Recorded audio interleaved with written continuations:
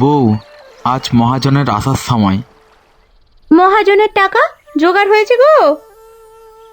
হ্যাঁ হ্যাঁ, হয়ে গেছে, কোনো চিন্তা নেই। এমন সময় ঘরের ভেতরে প্রবেশ করে রতনের ছোট ভাই হারাধন।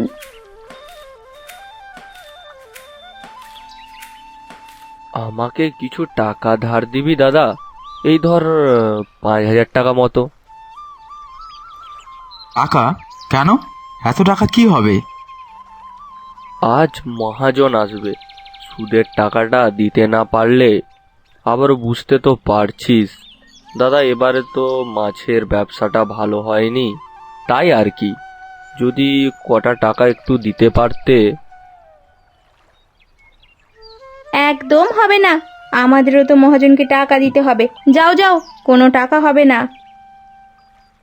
হ্যাঁ রে ভাই, আমারও কাছে বেশি টাকা নেই, তুই এখন যা। হারাধন কিছু না বলেই ঘরে চলে যায়। ওদিকে হারাধনের ঘরে হারাধনের বউ বসেছিল। তুমি ঠিকই বলেছিলে জানো বউ, দাদা কোনো সাহায্য করবে না। তোমার দাদাটা না দাদা নয় গো। দাদা হলে সাহায্য করতো তো।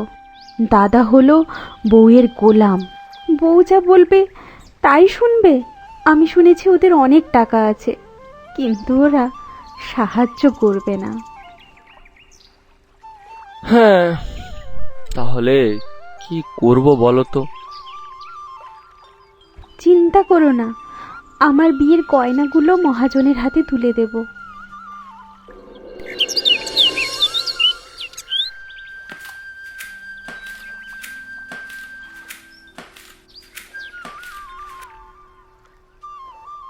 হারাধন, বাড়িতে আছো?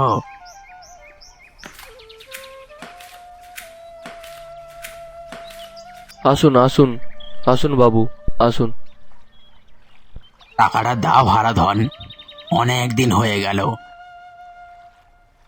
আমার কাছে এবারে অত টাকা নেই, কিছুটা আছে, কিছুটা হবে না। আপনি এক কাজ করুন, আমার বউয়ের এই বালা জোড়াটা রাখুন, আমি টাকা দিয়ে বালা জোড়াটা ছাড়িয়ে নেব। মহাজন খুব ভালো মনের মানুষ। হারাধন তাকে কিছু টাকা তুলে দেয়। মহাজন তারপর রতনদের বাড়িতে আসে।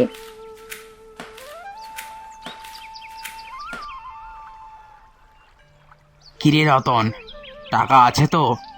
দে আমাকে।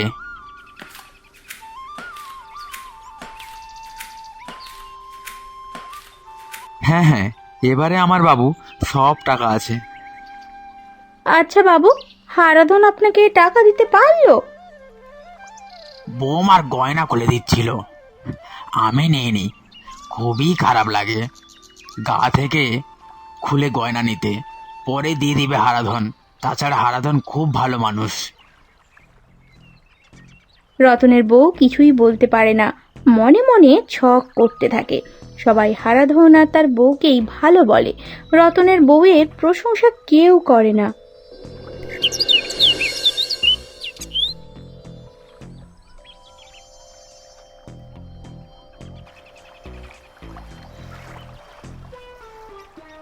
ছোট, পুকুরে একদম ময়লা জল ফেলবি না কিন্তু। কোথায় দিদি?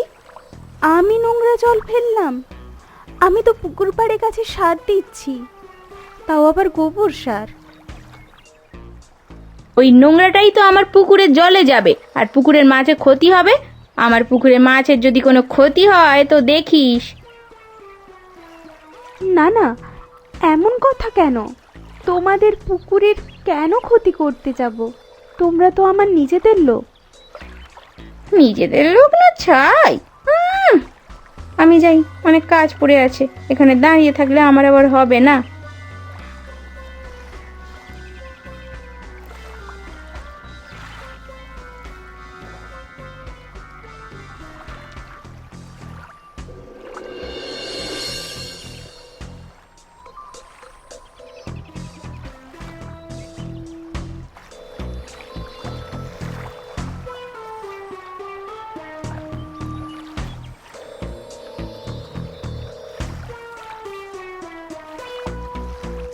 রতনদের পুকুরের অবস্থা খুব খারাপ, জল নোংরা হয়ে গেছে, মাছ ভেসে উঠেছে, চারিদিকে পচা দুর্গন্ধ।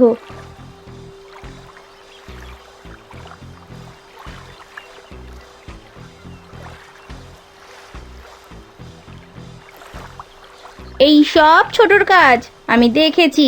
আমাদের পুকুরের জলে কিছু একটা ফেলে দিয়েছিল। চিৎকার চেঁচামেচি শুনে ঘর থেকে বেরিয়ে আসে হারাধন ও তার বউ। না না, আমি কিছু করিনি। আমি তো পুকুরের পাড়ে গাছে গোবরের সার দিচ্ছিলাম। আমি বলছি শোনো, তোমাকে আমি বলছি, ওরাই সব করেছে বুঝলে। আসলে ওদের টাকা দিইনি তো, তাই ওদের অত হিংসা হচ্ছে। আমাদের পুকুরে কত বড় বড় মাছ হয়েছিল। এ বাবা, বৌদি এসব কি বলছো? আমার বউ এসব করতে পারে না। আমার বউ যেখানে দেখেছে সে তো আর মিথ্যে কথা বলবে না। মহাজনকে ডাকো, বিচার বসাও।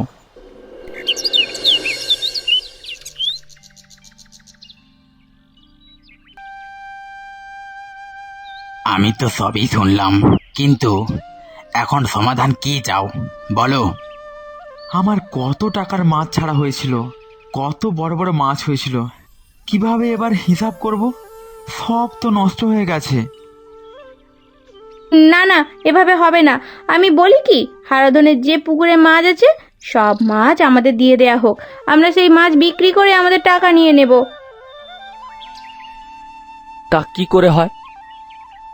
হ্যাঁ হ্যাঁ, এটাই ঠিক কাজ হবে। ঠিক আছে ঠিক আছে।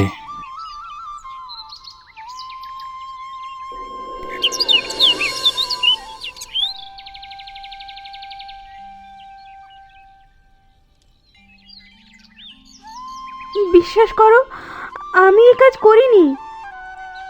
আমি জানি গো, কিন্তু ওরা তো সেটা স্বীকার করবে না। এসব আমার বৌদির চালাকি, আমি বুঝতে পারছি।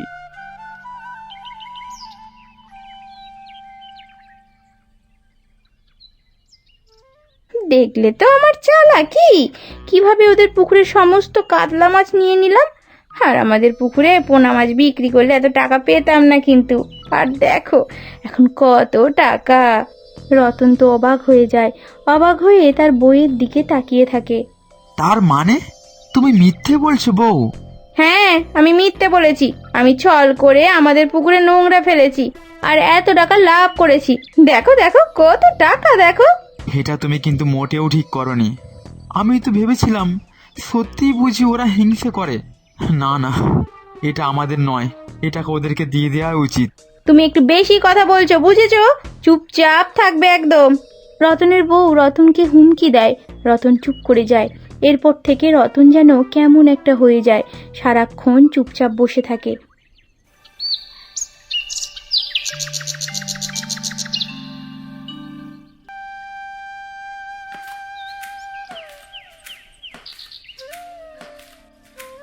দাদা রে, শুনলাম নাকি তোমার শরীর খারাপ।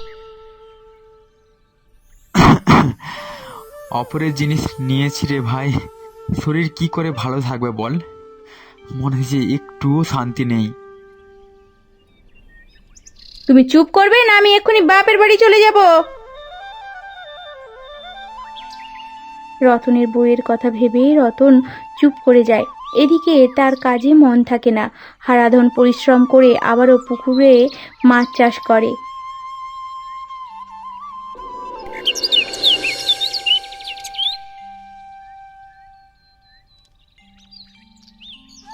ওরা পুকুরে আবারও মাছ চাষ করেছে, শুনেছো? আমি ওদের মাছ আবারও নিয়ে নেব, দেখো। না না, এটা তুমি করতে পারো না, এটা করা উচিত হবে না।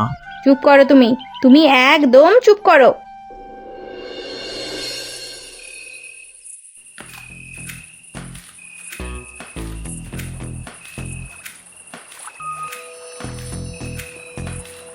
এবার এই বিষটা জলে ফেলে দিই, তাহলে সব মাছ মরে যাবে।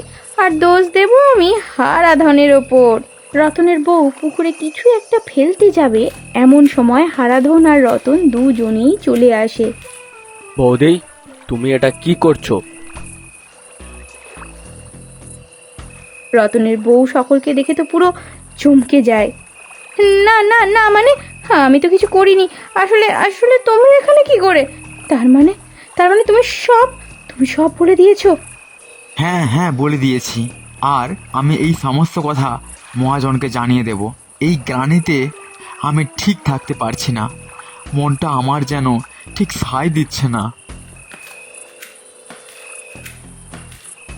কি করছো দাদা? ওর কাছে নালিশ করবে বলছো? দিদির মান সম্মান থাকবে? দিদি সমাজে কাউকে মুখ দেখাতে পারবে?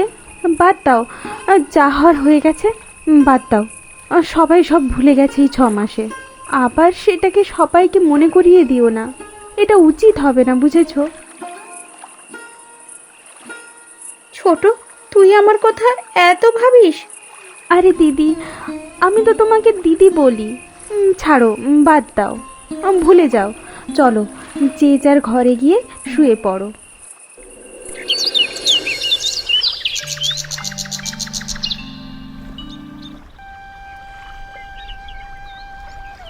ভাই, তোমাদের পুকুরে এত বড় বড় মাছ চাষ করো কি করে? আমাদের পুকুরে মাছ তো খুব একটা বড় হয় না। তাছাড়া তোমাদের পুকুরে মাছ কি সুন্দর খেতে, আমি খেয়ে দেখেছি। আমি যত্ন করি দিদি। আমি মাছের ভাত খেতে দিয়ে, খোল দিয়ে দিনে মাঝে মাঝে পটাশ দিই। যত কিছু আমি করি। নাম কিনা তুমি শুধু দিচ্ছ ওকে। তা আমি জানি রে। আর তুই সেদিন পুকুর পাড়ের গাছে গোবর সার দিচ্ছিলিস না, সেই গাছে কি ভালো সবজি ফলেছে রে। তুই রাগ করিস না বোন আমার ওপর। কত ভালো বলো তো, এতদিনের তিক্ত সম্পর্ক তোমার জন্য তো ভালো হলো দিদি, কিছু তো ভালো হলো। যাক, বাদ দাও, ভুলে যাও। আমি দাদাকে সব বলে দিয়েছি বৌদি।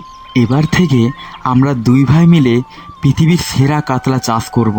দেখবে, আমাদের কাতলা মাছ চাষি নামে সবাই চিনবে।